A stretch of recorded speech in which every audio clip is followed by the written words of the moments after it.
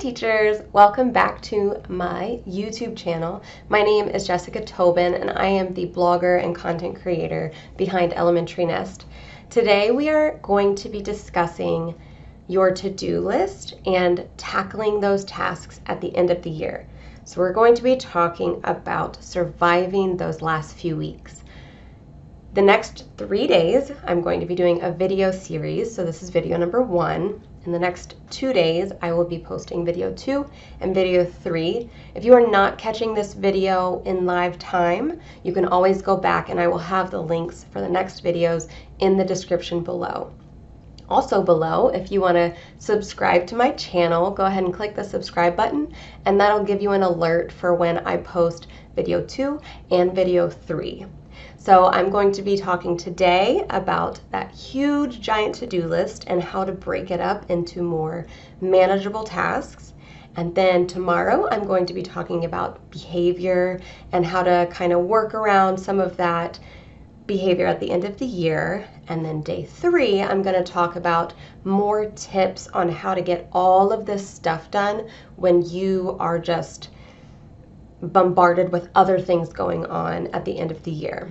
So stay tuned for those, and there will be a freebie at the end of this video. You will see the freebie used throughout this video. I'll give you a link at the end with all 10 worksheets that you can use for getting your end of the year organized. So let's get started. So throughout today's video, I will be showing you a few of these organizational worksheets, and towards the end of the video, I will share exactly how to download this set. So as you're taking notes and you're thinking, oh my gosh, I need to create a page that looks just like that to-do list, don't worry, I will provide that link for you. And we're going to discuss all of the things that you are going to be expected to do in the next couple weeks. Now, this definitely can change school to school. You may have more, you may have less, but I just wanted to kind of get a list compiled for you to kind of get your brain working on things that you need to do. So in the next 3 weeks, you can expect report cards and report card comments, awards, student gifts, volunteer gifts, memory books, thank you notes, assessments, lesson plans, next year's prep for binder, cumulative folders, and then you're going to be expected to do all of those things while also keeping a consistent schedule, keeping a consistent classroom for your kids, packing up your classroom, collecting an inventory list of all of the things that you have in your classroom. You might have field day, you might have assemblies, and having crazy behavior on top of it. So this list would be pretty crazy to try to achieve in 3 months, but we're expected to do it in 2 or 3 weeks while still teaching, which is where all of your stress is going to come from. However, if we work ahead and try to get a solid, organized plan laid out, then we can try to make it a tiny bit easier for you to manage. Now, a few minutes ago, I discussed these freebies that you'll receive in this video. In the next few slides, I'm going to discuss how to use those freebies in a more in-depth look. And these are going to help you list out all of your to-dos and get them all organized. So step 1 in this tackling your to-do list is to just start with compiling anything and everything you can think of. So this is an opportunity for you to just kind of brain dump everything in your brain for the end of the school year. So using this freebie and your cute teacher pens, you're going to compile a list. You're going to get every single thing you can think of in the next few weeks, and you're going to get it down on paper. Then part of step 1 is to take that list and you're going to color code your to-do list. You're going to rank things by importance. So what I like to do when I have a huge to-do list in a short amount of time is to use a 3-color system, and you're going to rank your list to get an idea of anything that has a deadline or is more time sensitive than others. So usually my highlighting system is, one of them is stuff I need to do right away. This is stuff I want maybe done by next week. Yellow, or another color, is stuff that can be done in the next 2 weeks, or maybe I can get to it next week. And then the third color is stuff that I should be doing throughout the next few weeks or throughout the whole month. Just small day-to-day tasks that I can do when I've got 5 minutes of downtime.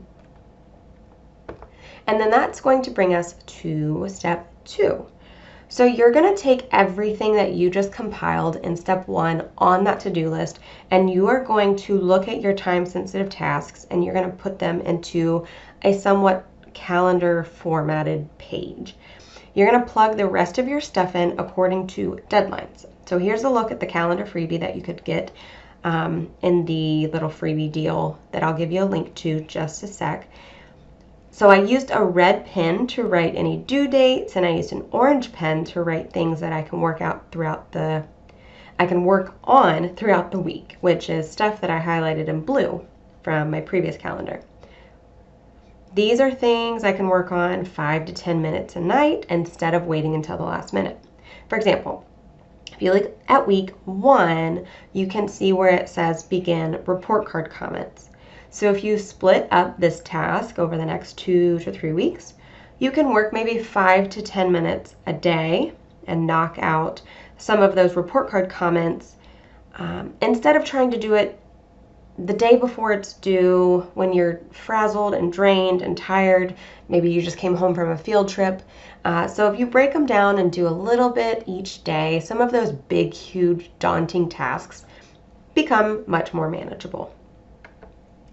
And then that brings us to step 3, and this is where you're going to break it down day by day. So you're going to use a zoomed in calendar with bigger spaces for each day, and that's going to help you start dividing your tasks out. So you're going to break your tasks up into more manageable chunks. So take a look at my Wednesday.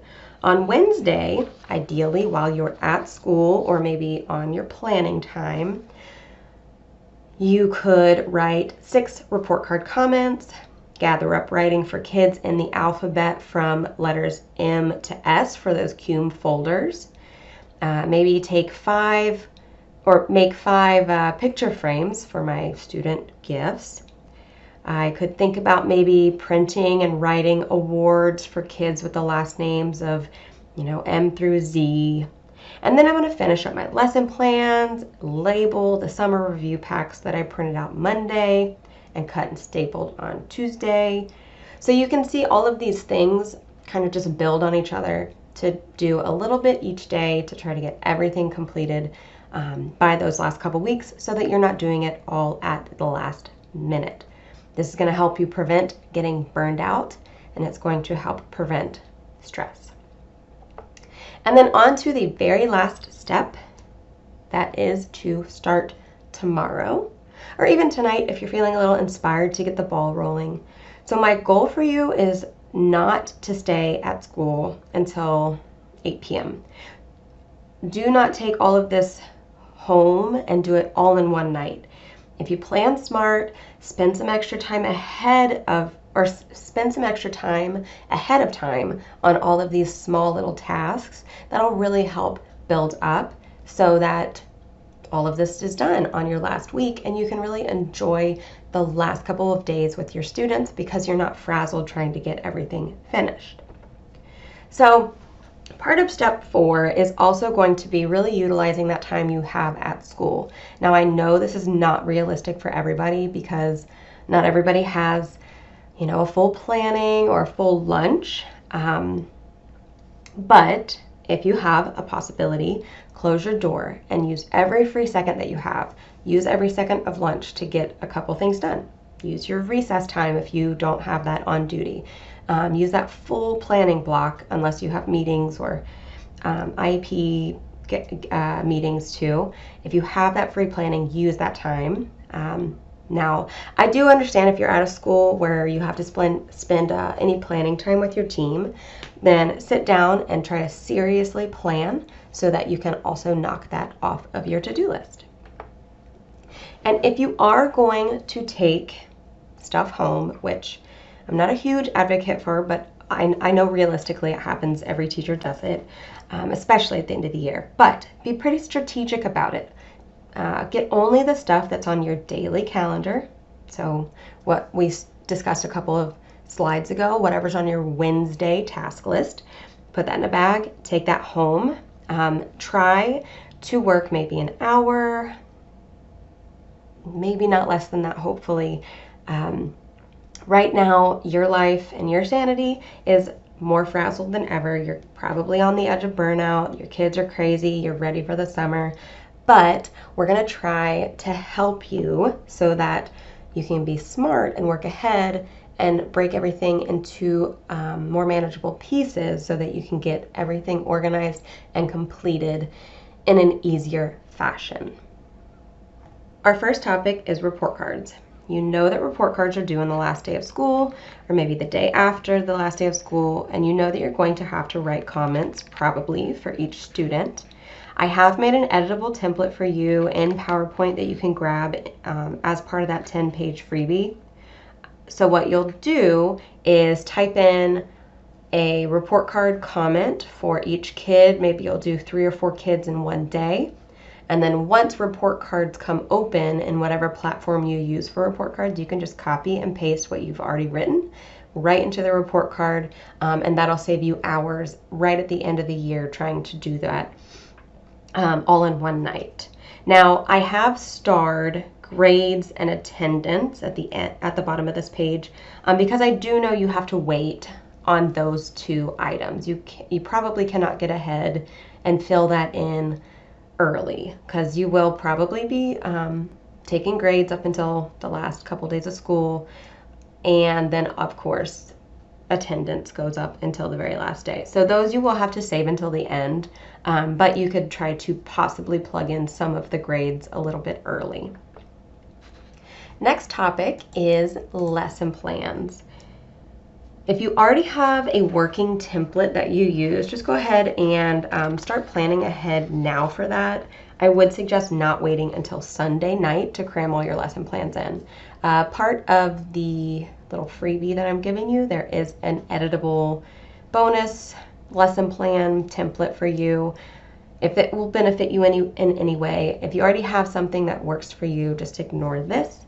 However, whichever template that you use, this can be done during your planning or at your lunch or at recess, or maybe if you have some downtime during specials. Either way, try to get worked ahead. Even on those last couple days of the year, try to have a plan for how you're going to be spending those days. Another topic is cumulative folders. Most schools usually gather a beginning, middle, and end of the year writing sample. If you do have to do a cum folder, go ahead and start gathering some of those writing pieces up.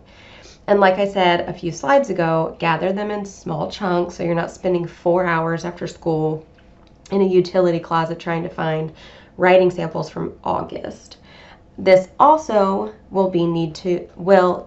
you're also going to likely need to revisit this at the end of the year because grades and attendance are typically put in cum folders as well, if that's the way that your school does it.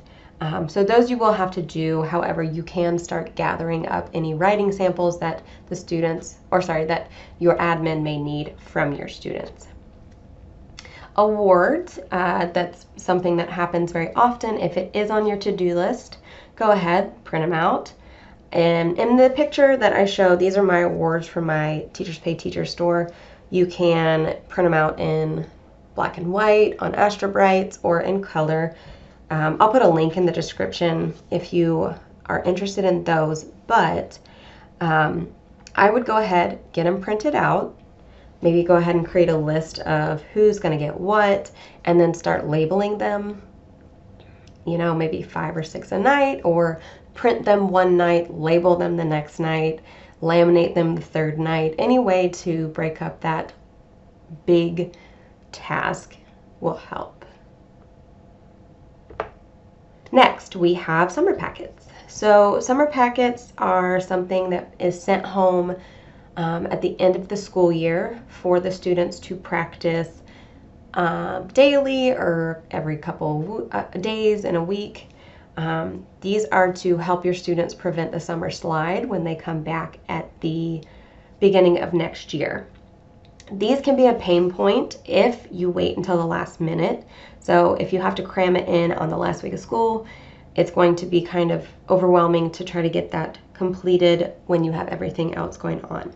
So in order to make this easier, break it down into smaller chunks. Maybe only print 5 a day and assemble 5 a day, or print them all one day, cut and staple them the next day, label them the third day. However is best for you. Go ahead and do that just to really take that off your plate. Shown in the picture is, I think, my 2nd grade summer packet. I will also put a link to those in my description below if you are interested in that. We are finished with video number 1 in the end of the year video series. Tomorrow we'll be talking about tackling behavior at the end of the year. Now, I know I talked throughout this video about your freebie, so I wanted to give you guys that opportunity to grab that link. So I'm going to have the link for the freebie up on the screen. So you will need to open it on a desktop, but you can sign up on the phone if you're watching currently on a phone or an iPad. But once you sign up, you'll unzip that file and they'll both be in there for you. So thank you so much for watching the first video in our end of the year video series. I hope it helped you recognize some of the ways that you can go ahead and get started today to help the last few weeks be less stressful for you. And then, like I said at the beginning of the video, make sure to click that subscribe button so that you can catch video 2 and video 3 coming up in the next couple of days. Thanks, guys.